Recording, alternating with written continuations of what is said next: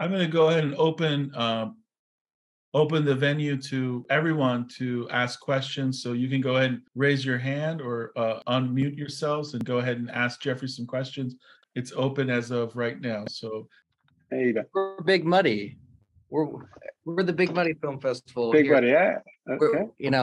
And something that I think is exciting is that the film festival that we're trying to pick up has died, and it's we're coming into it with a fresh slate, not burdened down by the past. And one of the things we're interested in is figuring out local outreach and going to these local businesses and working with the local businesses. And what was your game plan and like trying to figure out how to reach as many people as possible, but keeping it local, if that makes any sense. I don't know. Yeah, what was our outreach? I mean, when I started the festival, Contra, I would go to a lot of networking events. I would go to in New York, there's a lot of like bars and lounges, and that's where you meet. They organize these independent events, different mixers, and I would just go out there, I had a little business card that I printed out at Staples. I would just go and start meeting people and tell them about the festival. Hey, come out, we're doing these events. I would start organizing these free networking events. That's how you start building a community, having these like free networking events, even a panel discussion, having somebody at even at your school or a local library and having some sort of event where people come out and they're learning about filmmaking, storytelling, and slowly building that out. And I use social media to build community. When I started the festival, that was when Facebook was a big thing. So I started just reaching out. I literally just started randomly befriending people on Facebook who were interested in films. There were these like Facebook film groups. And then I would just tell them about the festival. And we started inviting people. Back then you were able to invite like 5,000 people before Facebook like changed their whole algorithm and how you can connect with people. So we would just have these events, and I would just connect with invite all. You were able to invite like you had like 5,000 friends, and you would invite them. And that's slowly how I built a community of people who were interested in the festival and coming out. But also having a newsletter. I think I'm sure your school has a newsletter where you could reach out and promote your festival. Working with elected officials, we had teamed up with our local council members for like during the pandemic when everything was shuttered. We teamed up with the local council member to do a drive-in event. He had his own like drive-in movie night. So we were trying to figure out what to do, and they had their own little event with screening Toy Story. So we just teamed up with them just to have something to do during the pandemic. So just teaming up with local council members, I would recommend. They have a lot of contacts and connections to different community organizations. So that would definitely help you out. And doing stuff with local libraries and cafes. I'm sure you guys have cafes in your neck of the woods, right? Doing something with them. They're always open to like teaming up with festivals. Small businesses love to work with festivals because it gives them a greater access to audience members. And you incorporate them and do something together during the festival. Like, hey, doing like a little meet and greet at this coffee shop or at a restaurant or whatever it might be. So you're thinking even doing a mini screening at a coffee shop, something like that. Yeah, anytime. Make like a networking mixer, a screening, that helps build out community and building out your social media presence as well. I mean, Instagram seems to be the big thing nowadays. Doing something, starting your promotions on Instagram and just posting stuff about your festival and how you're developing it and getting it off the ground and having people engage with it. Do something, maybe do a giveaway, like having a free coffee at so-and-so coffee shop or a $50 gift certificate. That's what we would do when we were starting out. We would have like a gift certificate with a local restaurant and be like, hey, come out to this event and we'll give you guys a $50. We're doing a raffle giveaway. Giving away a $50 gift certificate at a restaurant or coffee shop or whatever, retail store, or whatever that might be. If that makes sense. Oh, and that was literally perfect.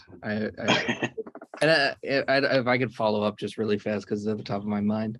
When you have success that you do, and you look towards the next year, and how do you deal with trying to, possibly keep it fresh, or even looking, at this festival was really great last year, how do I make it even bigger? Like, what is your mental mindset to keep yourself focused towards that?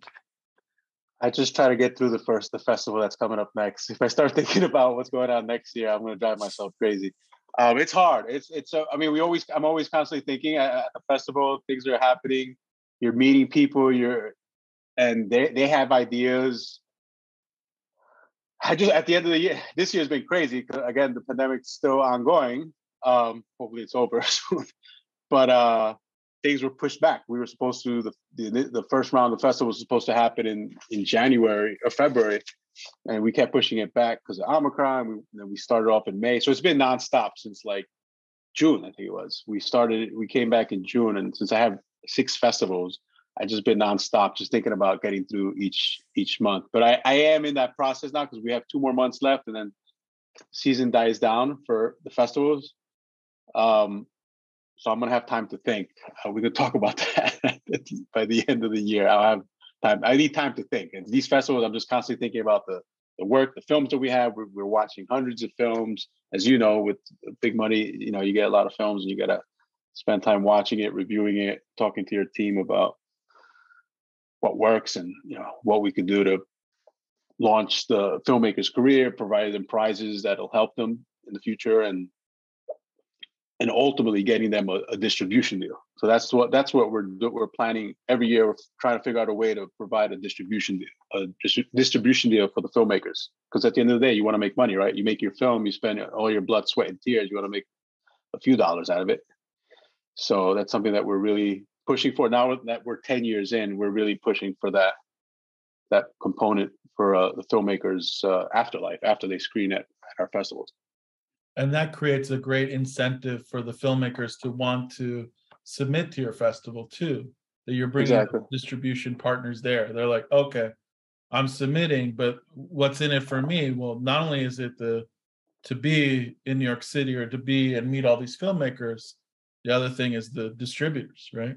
Exactly. Yeah. So that's our big thing is getting more providing more opportunities and outlet. And that's one of the things I'm waiting for. One of our streaming partners is just a lot of wait. It's a waiting game because they're also working with different investors and different companies, TV set. There are these new TV sets that are coming out with new apps, and the industry is changing so much. There's it's constantly evolving right now. But there is opportunities out there to get paid as a independent filmmaker. Especially if you have films that are under 10 minutes, there's a lot of opportunities out there. Not to say that you can't, if you make it something between 10 and 20, there's also opportunities. But I feel like from what I've been seeing in my experience the past few years, films under 10 minutes, they seem to be a big market for that. That's it. Sean has a question. Oh, Nick, Sean? Yeah, mine is kind of, so obviously with us being student filmmakers and you having gone to film school yourself and being someone who runs a lot of festivals, and I'm sure it's very hard to stay organized sometimes. What for you coming out of school and sort of into like the real film world made you feel more organized, and sort of what helped you stay organized to the point where you can have all of these amazing festivals and still create fantastic films? I guess just working in the industry, right when I got out of film school, I was working reality TV. As much as I didn't really enjoy it. It kind of got me into this rhythm of waking up early, 5, 6 in the morning, to work on a shoot for 12-hour days. So that got me into a rhythm of staying focused. You're working hard and getting a job done shooting. I was doing a lot of camera operating work, assistant camera operating work. So having a rhythm and a discipline to wake up every morning, set up the camera, shoot or carry the camera around different locations. So after doing that for several years, I was working as a freelancer. I finally, when I had the idea for the festival, it seemed kind of almost the same thing, except that I was doing it for myself, and I was, working on my time. So I had to like wake up, I had to stay focused, stay committed, and drink a lot of coffee. Coffee kept me focused a lot. Thank you very much. I appreciate it. It's wonderful to meet you. Likewise, thank you. I hope I make sense. If I'm confusing you guys, let me know. This is my first time doing this kind of thing. Dorcas? Hi again. Hello. My question was more so a question for you yourself. I was curious if you currently have any projects that you're working on, or if you're still like creating films apart from running these film festivals. I do. Yeah, I have a feature film that I wrote. It's been in development for 10 years. I don't recommend anyone to do that. If you have an idea, get it out there as soon as possible. Because you're your own worst critic, and you want to make it so perfect, but there's nothing perfect in filmmaking. You gotta, get to a point where you feel happy with it, and show it around to your friends. And if they like it, or they sort of like it, at some point you just gotta be like, hey, it's time to make it happen. And you're around, a group of collaborators. Everybody understands what you're trying to do. So find the right group of people that can work with you and believe in your vision and passion, and make it happen. I also have a short film that I wrote that I'm trying to get off the ground. So I'm hoping in the next 6 to 8 months that'll be a reality. That's the goal. Next goal I have. Thank you. Yeah. Nick? Your comment about short films sort of in the 10-minute under range, that's really interesting to me, and opportunities around that area. I'm sort of in the midst of submitting my short film that sort of dives into aspects of masculinity, criticizing masculinity, aspects of masculinity. How do you sort of recommend navigating the festival circuit, kind of with that kind of niche in mind? And can you just sort of expound on your idea there of opportunities of short films and getting these things off the ground and things along those lines? Yeah, so with New Faces, New Voices, we get a lot of films dealing with toxic masculinity and different masculine stories. We're always open to showcasing films that haven't been seen, and we haven't you don't see Hollywood or the mainstream industry showcasing these stories. So we're completely open to showcasing these stories and having a conversation about masculinity, and toxic masculinity in particular. We get a lot of films about these themes. So yeah, we're open to that. And as far as short films, getting it off the ground, I mean, it starts with the script, right? You have to have a blueprint to tell your story. So as long as once you have a short film ready to go, I recommend just shooting it, finding a way to making it happen. I know it sounds easier to say than to do, but again, finding what I said to the other young lady, just finding a way to work with some collaborators in your school, and pitching them your idea, and then getting it off the ground. Does that answer your question? I don't know if I missed another part of it.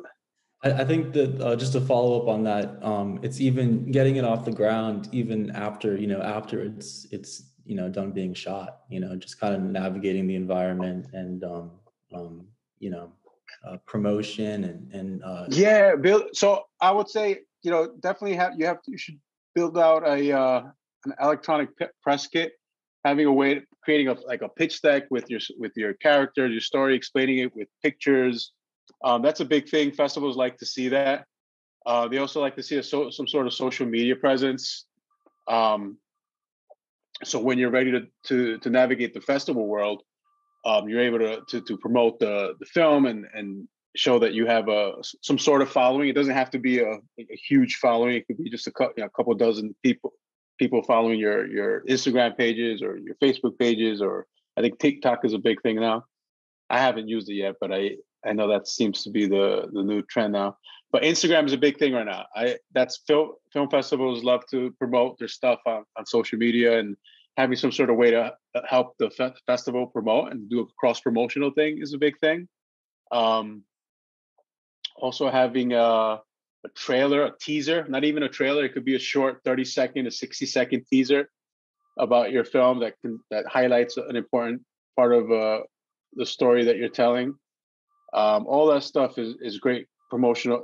Film festivals love to have promotional materials to help promote the festival, and that's it's good when you're able to have that material in hand, in addition to your film, having that as well to help promote the film, the screenings and the events that are going on with the festival that you get selected to. That will help you in the process of getting an audience to come out, because that's essentially what you want to do. You want an audience to come out to your screening, and they get to see your work, and you have a conversation about it. The festival is promoting it as well. It's a win-win situation there. Thank you. You're welcome. Chandler?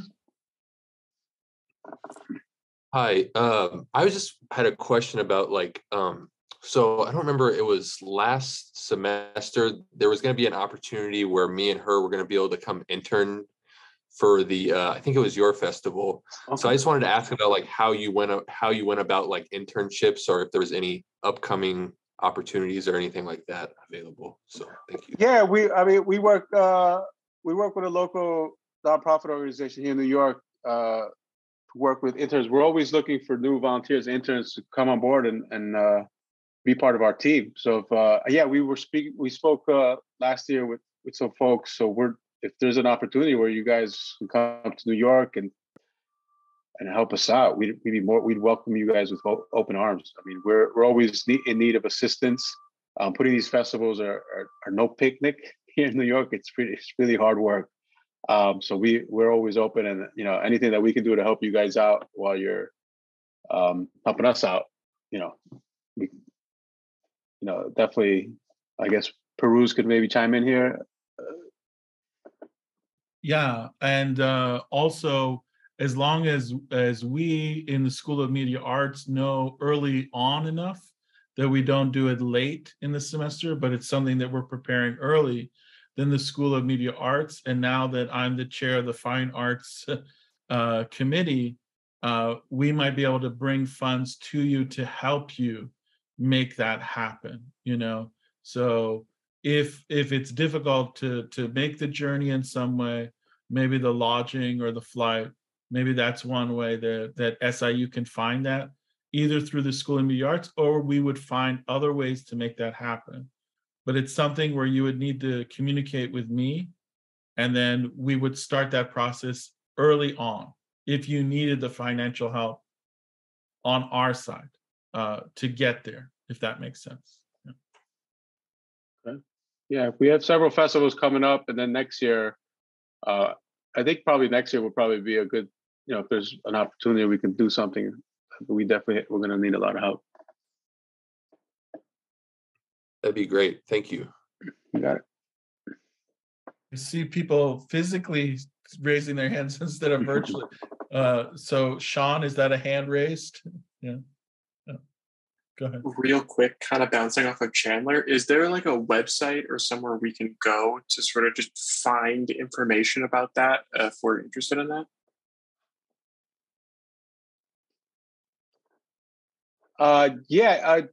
As far as a volunteer, you could email us. I could put on what I'm going to do is send you the link to our festival in the chat box here, and then I'll give you guys my email address, our email address, where you can, if you want to express your interest and send us a letter of interest, we definitely will reach out to you guys, and then we can coordinate and figure out a way to get you guys involved. And we also need help as screeners. We're looking for screeners for next year.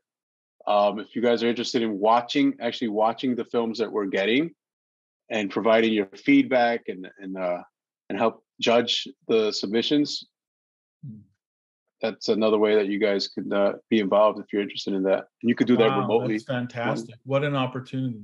Yeah. Did everyone hear that? Yeah. All right. Other questions? We still have a little bit of time. Anybody else? Oh, I'm sorry. Yeah.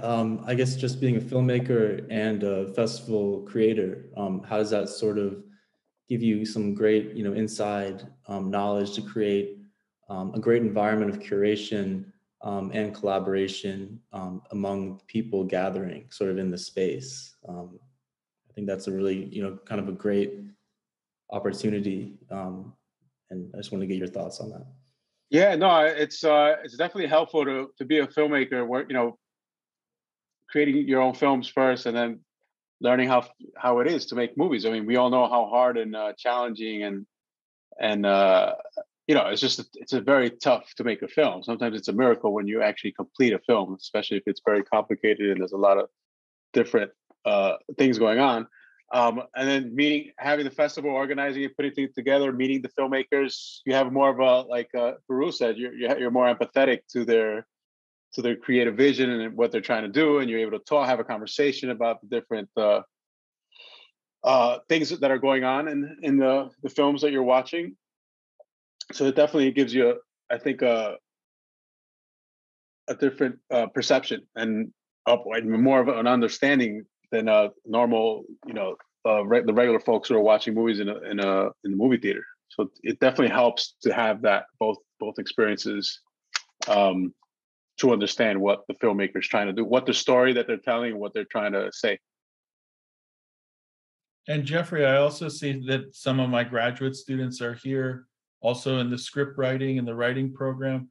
Are you going to do anything with script writers? Because I do know that for some of your festivals, you do offer script writing awards for the films, right? Yeah, we have a feature screenplay, short screenplay, and a TV pilot competition. We have a final draft, International Screenwriters Association, an organization here in New York called Meditative Writing. It's a writing workshop that offers workshop courses for free for our winners. We give out prizes. Final Draft gives away a prize, and the International Screenwriters gives away a prize. They have a great platform for screenplay writers, screenwriters. So yeah, that's what we're doing. We're planning to do more stuff for next year, different discussions with different folks to provide more prizes for screenwriting. Because we started off mainly as a film showcase event, showcasing films, and now episodics, TV, web series, documentaries, music videos. Now we're doing more screenwriting. For the past 5 years, I'm going to say we've been accepting screenplays, and we're getting more the past few years, especially with the pandemic. People couldn't make. There was a lot of screenwriter people writing films or TV series, TV pilots. So we're getting a lot more scripts that are being submitted. But we're looking to do more. We want to also do like live readings. The finalists that get selected, we'll invite them to do like a stage reading for next year. So that's something that we're planning to do. So we want to make it more interactive. And all the screenwriters that get accepted into the festival, they also get invited. They get an all access pass to attend all the events, where they're able to meet and mingle with other filmmakers and people who are working on the films that are being presented. Also the networking parties that we do. So yeah, we're trying to involve more screenwriters to be part of the process. Because at the end of the day, you don't have a movie if you don't have a script, right? So definitely want to get them more involved. Anybody? So I saw somebody was taking a picture, so I'm going to take a picture here too to have. We were laughing because it was really awkward. We were taking a picture of your email. Oh, really? We couldn't write it down. So we were like, as soon as he put the phone in front of the camera, I was like, oh gosh. Well, Kevin, why don't you come on and just say hello anyway? Because you're such a great writer to say hello to Geoffrey before we sign off. That'd be nice. And before we say our goodbyes. Kevin? Yeah, sure. Hi, I'm Kevin. I'm mainly screenwriter. I guess I don't have a question, but I could just say thanks for helping underrepresented voices and especially Latinx voices kind of show off their art. That's something that's super close to me and something that I value immensely. So thanks for that. Thank you. I appreciate it. Yeah, there's a lot of great talent out there. I think Hollywood is doing pretty poor job in representing a lot of people.